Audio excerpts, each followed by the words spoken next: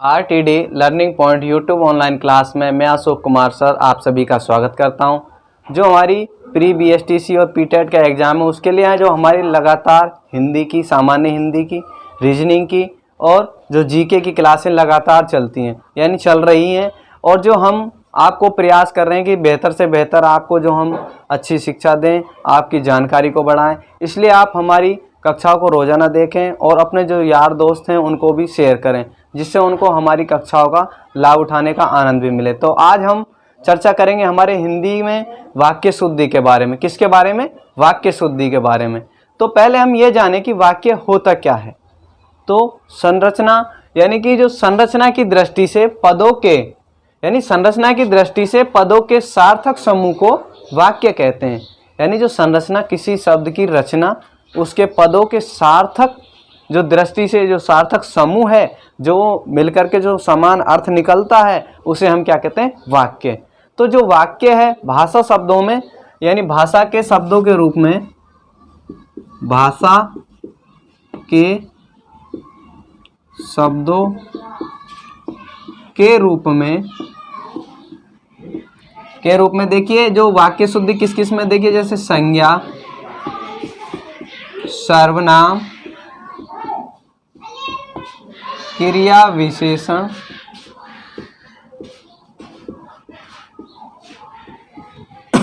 विशेषण, उपसर्ग, प्रत्यय, संधि, समास व अव्यय इत्यादि हैं। यानी कि जो वाक्य किस किस से हैं? संज्ञा के भी हो सकते हैं, सर्वनाम के भी, क्रिया विशेषण के भी, विशेषण के भी, उपसर्ग के भी, प्रत्यय के भी, संधि के भी, समास के भी और अव्यय के भी। तो हम पहले चर्चा करते हैं किसके बारे में? अव्यय संबंधी अशुद्धियों के बारे में। किसके बारे में? अव्यय संबंधी अशुद्धि। जो हमारी पहली है वो है अव्यय संबंधी अशुद्धि। अव्यय संबंधी अशुद्धियां। अव्यय संबंधी अशुद्धियां। देखिए अव्यय संबंधी अशुद्धियां होती क्या है? अव्यय अविकारी शब्द होते हैं। अव्यय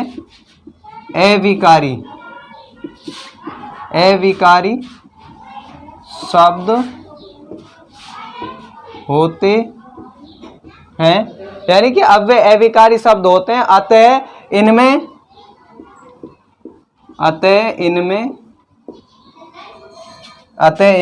लिंग वचन अतः इनमें लिंग वचन आदि के दोष की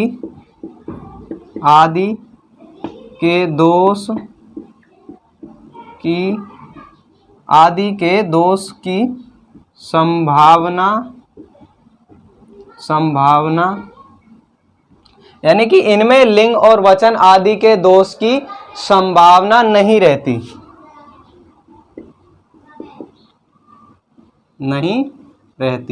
यानी इसमें पता ही नहीं चलता कि शब्द किस तरीके से लिखा गया, कैसे लिखा गया, तो समझ में ही नहीं आता। जैसे कि एक शब्द लिखे उदाहरण पर, मैं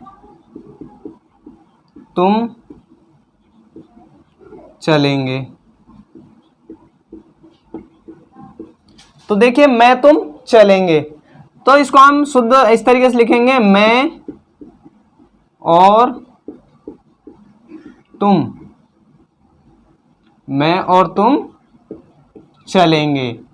यानी कि मैं और तुम चलेंगे। ये हमें अच्छा सा लगा, ये थोड़ा अटपटा सा लगा। मैं तुम चलेंगे, कुछ शब्द का अर्थ सही नहीं निकला। इसमें मैं और तुम चलेंगे, इसमें पता लग रहा है कि मैं चलूंगा और तुम चलोगे, यानी कि दो चल रहे हैं। इसमें मैं तुम पता ही नहीं मैं है या तुम है, कौन सा जा रहा है कौन सा नहीं जा रहा है। लेकिन इसमें पता लग रहा है मैं यानी स्वयं और तुम यानी दूसरा व्यक्ति चलेंगे, यानी इशारा कर रहा है मैं और तुम चलेंगे इस तरीके से। तो इसी तरह जो दूसरा शब्द है वो देखिए हम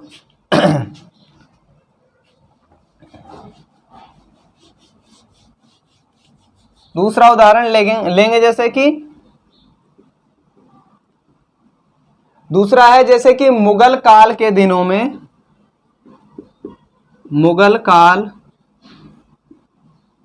के दिनों में, यानी मुगल काल के दिनों में इतना जाति द्वेष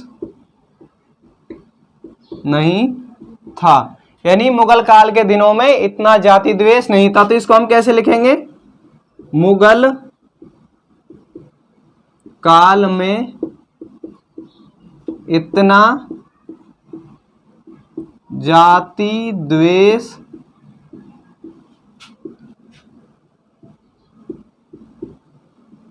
नहीं था।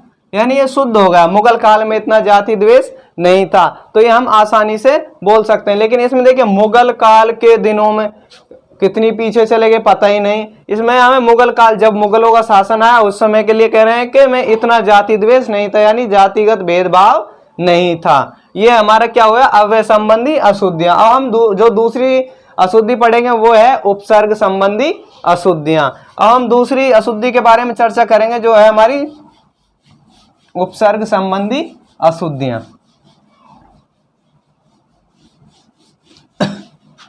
तो जो दूसरी है हमारी वो है उपसर्ग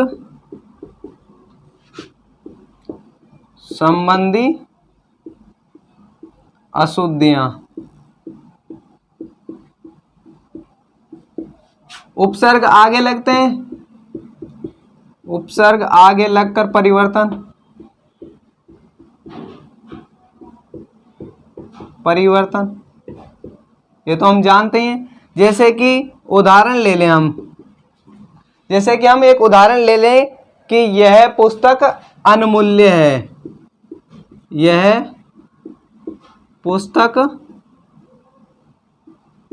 अनमूल्य है। यह पुस्तक अनमूल्य थोड़ा अजीब सा लग रहा है। जैसे कि अब हम इसको इस तरीके से भी तो लिख सकते हैं ना, यह पुस्तक अमूल्य है, यानी जिसका कोई मोल ना हो, अमूल्य है। यानी अनमूल्य से इतना पता नहीं लग रहा जितना अमूल्य से पता चल रहा है। और जैसे दूसरा ले हम पारस्परिक एकयता, यानी कि पारस्परिक एकयता आवश्यक है, आवश्यक है। पारस्परिक एकयता, एकयता समझ में नहीं आ रहा, देखिए इसको ऐसे लिख सकते हैं, पारस्परिक एकता आवश्यक है।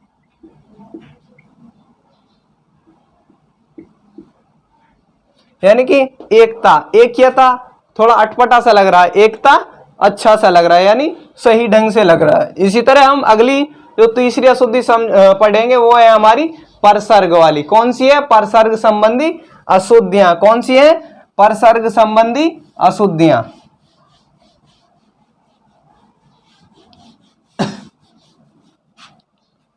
तीसरी है हमारी परसर्ग संबंधी अशुद्धि।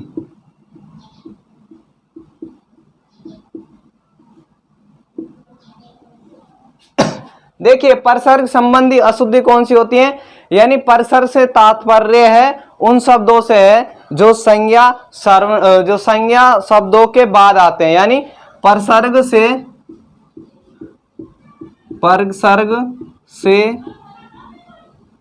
तात्पर्य है कि जो, यानी परसर्ग से तात्पर्य है कि जो उन शब्दों से परसर्ग से तात्पर्य है कि, परसर्ग से तात्पर्य है कि उन शब्दों से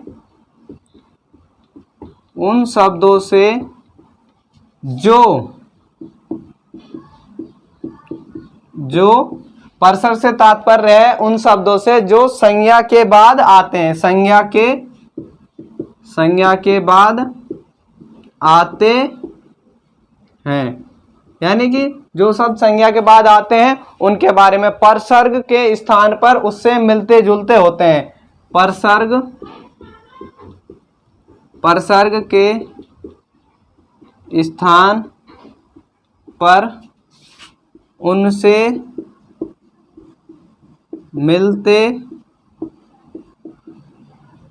जुलते होते हैं। देखिए अब इसके बारे में हम एक उदाहरण लें। देखिए उदाहरण क्या लें, उसने नहाया। उसने नहाया कुछ समझ सा नहीं आया, उसने किसने नहाया। अब इसको हम ऐसे भी लिख सकते हैं कि वह नहाया, यानी संज्ञा शब्द आ गया वह। देखिए ये क्रिया हो गई नहाना, यानी नहाया यानी क्रिया करी, और ये संज्ञा शब्द हो गया वह। इसी तरह हम दूसरा शब्द ले लें, जैसे कि क्या आप खाना खा लिया। क्या आप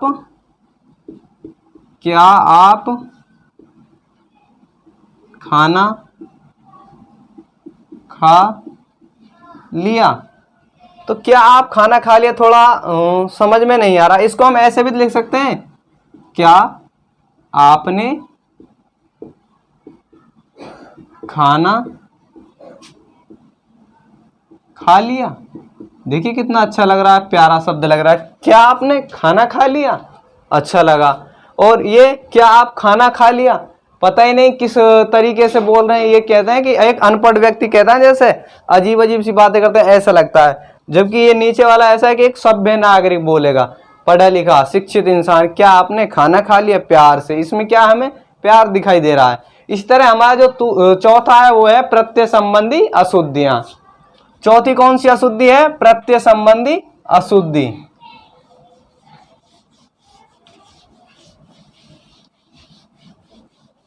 प्रत्यय संबंधी अशुद्धियां, प्रत्यय संबंधी अशुद्धियां।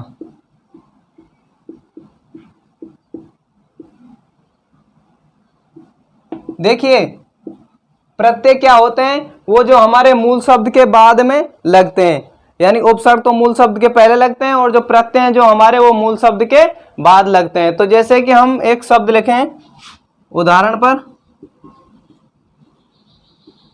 पूजनीय, यानी कि जैसे कि हम लिखें कि पूज्यनीय पिताजी,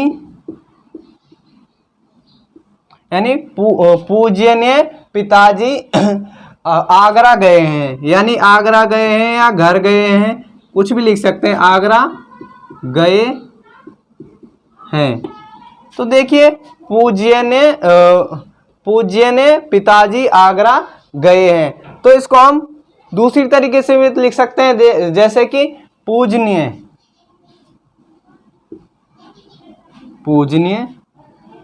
पिताजी आगरा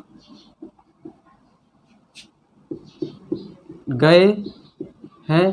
देखिए कितना अच्छा लगा, पूजनीय पिताजी आगरा गए हैं, और यहाँ आया पूज्यनीय पिताजी आगरा गए। थोड़ा अजीब सा लगा, देखिए कैसा लगा, अजीब सा। जैसे कि राजनीति वैमनस्यता बढ़ाती है। राजनीति आप जानते हो, राजनीति होती क्या, जो नेता करते हैं ना उसे राजनीति कहते हैं। वैमनस्यता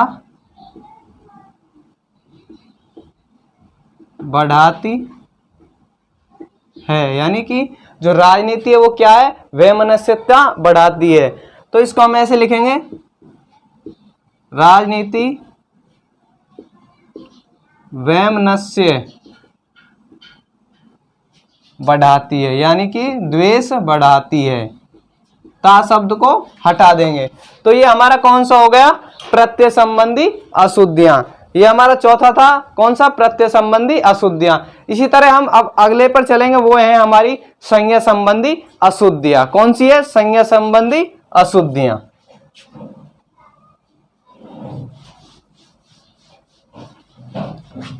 हमारा पांचवा है संज्ञा संबंधी अशुद्धियां। देखिए संज्ञा संबंधी अशुद्धियां होती क्या है? संज्ञा के पदों का आवश्यक प्रयोग होना, जो संज्ञा के पद है ना उनका आवश्यक प्रयोग होना, पहली बात। तो दूसरा है अनुपयुक्त संज्ञा पदों का प्रयोग। पहला तो है संज्ञा पदों का आवश्यक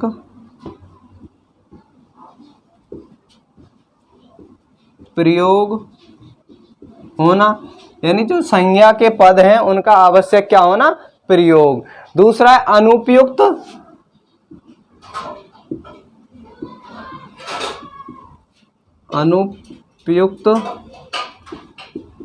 संज्ञा, दूसरा हमारा अनुपयुक्त संज्ञा पदों का प्रयोग,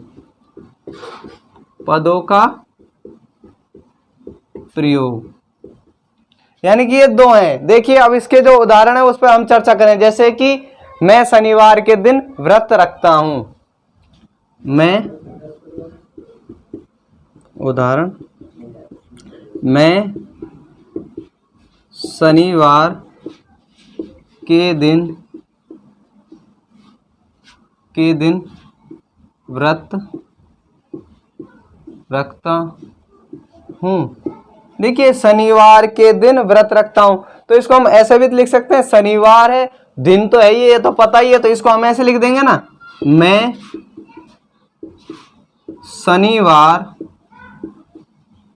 को व्रत रखता हूं। यानी कि ये जरूरी नहीं है कि हम दिन लिखें, दिन शब्द भी लिखें, नहीं, ये भी सीधा भी लिख सकते हैं, मैं शनिवार को व्रत रखता हूं, मैं मंगलवार को व्रत रखता हूं, या सोमवार को व्रत रखता हूं। ये नहीं है कि सोमवार के दिन व्रत रखता हूं, ठीक है, सीधा सीधा बोल दो कि मैं शनिवार को व्रत रखता हूं, मंगलवार को या सोमवार को। इसी तरह हमारा जो दूसरा है, टीवी की उत्पत्ति किसने की? जैसे कि हम टीवी की उत्पत्ति किसने की, यानी उत्पत्ति का होता है विकास करना, लेकिन टीवी का तो आविष्कार हुआ था। टीवी का आविष्कार किसने किया? इसको हम ऐसे लिखेंगे, टीवी का आविष्कार किसने किया। यानी अंतर है ना, उत्पत्ति यानी कोई उसे पैदा करे, यहाँ तो आविष्कार किए थे। जैसे कि बल्ब का आविष्कार, टीवी का, टेलीफोन का, मोबाइल का, जो हमारे कंप्यूटर है इनका, तो इनका आविष्कार हुआ था। ये जो हमारी कृत्रिम चीजें हैं, मनुष्य द्वारा बनाई गई चीजें, इनका आविष्कार किया गया, नई नई खोज की गई और तब उनका आविष्कार किया गया।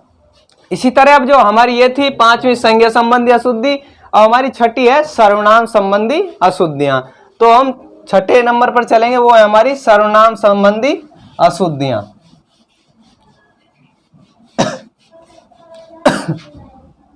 छठी है हमारी सर्वनाम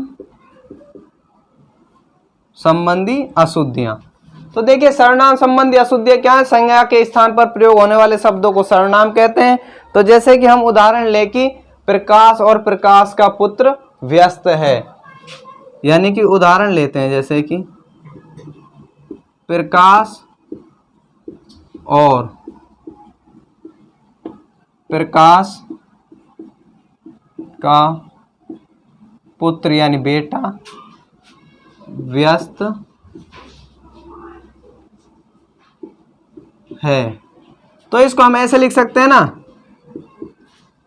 प्रकाश और, जरूरी नहीं है दोबारा प्रकाश लिखें, उसकी जगह उसका, प्रकाश और उसका पुत्र, यानी प्रकाश और उसका पुत्र व्यस्त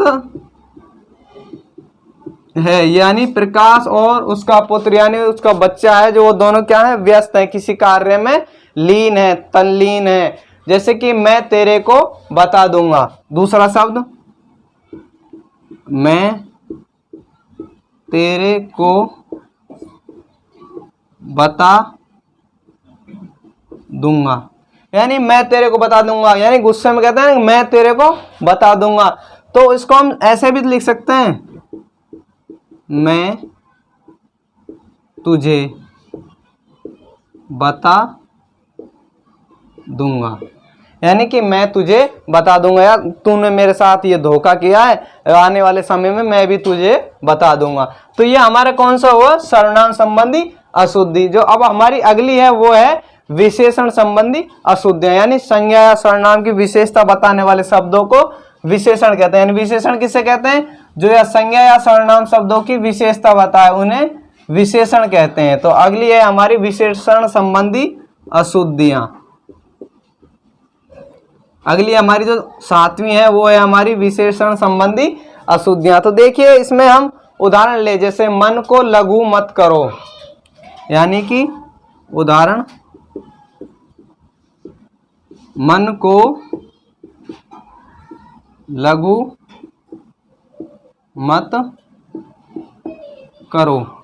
मन को लघु यानी लघु छोटा मत करो, यानी मन की विशेषता बता रहा है, यानी लघु मत करो। तो इसको हम ऐसे लिख सकते हैं, मन को छोटा मत करो।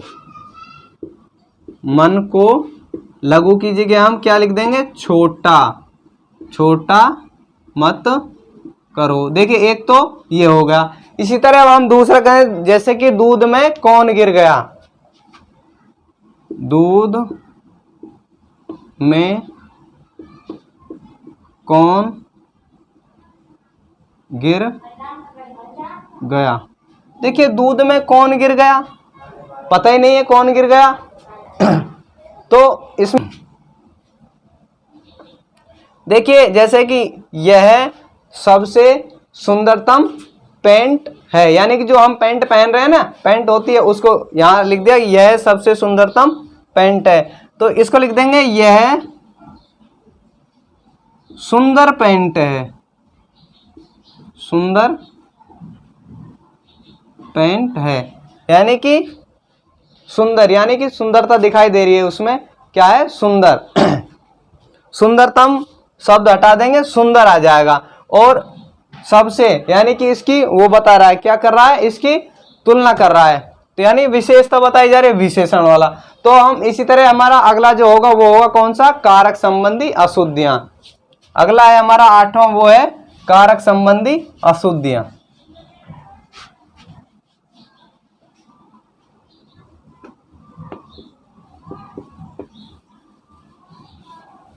देखिए कारक क्या है, हिंदी भाषा में कारकों का प्रयोग से मौलिकता और विविधता का पता चलता है। यानी कि जो हिंदी में जो कारक शब्द हैं उनसे ये पता चलता है कि कौन सा समय चल रहा है, कैसा चल रहा है, क्या है।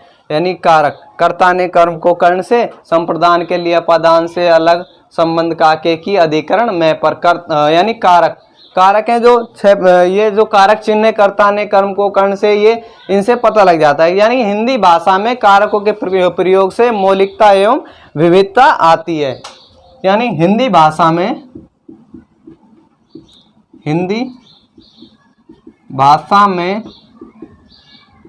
कारकों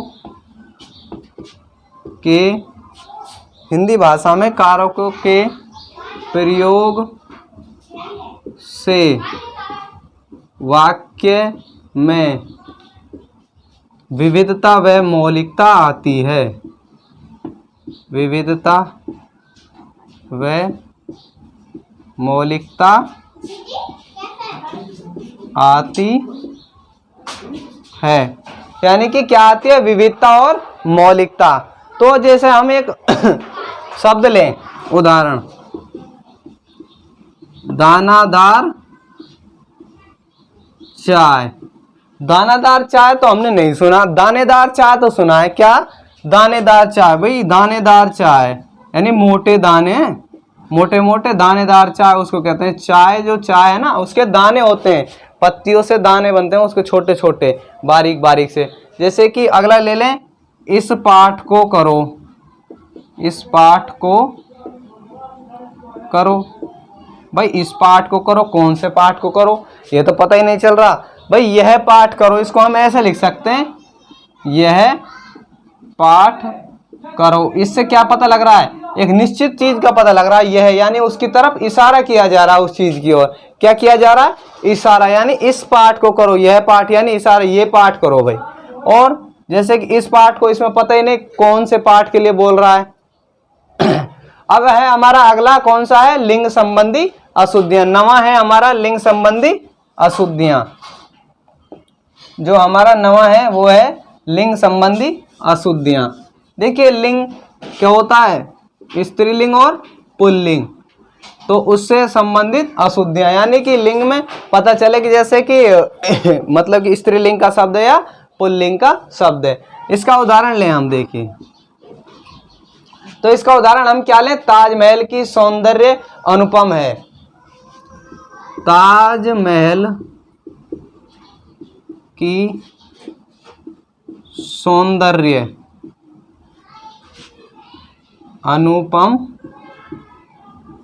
है, यानी ताजमहल की सौंदर्य अनुपम है। ये तो समझ में नहीं आ रहा। ये तो है कि ताजमहल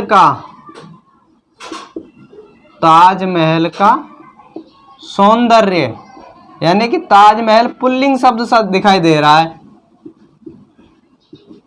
यानी स्त्रीलिंग वाला नहीं है। स्त्री का बोध करा, स्त्री जाति का, यानी पुल्लिंग जाति, यानी कि पुरुष जाति का बोध करा है। तो इसमें ताजमहल पुरुष जाति का बोध कराता हुआ दिखाई दे रहा है। जैसे कि उन्होंने तोप चलाना सीख रखी है। उन्होंने तोप चलाना सीख रखी है, यानी उन्होंने तोप चलाना सीख रखी है। तो उन्होंने, इसको ऐसे लिख सकते हैं हम, उन्होंने तोप चलाना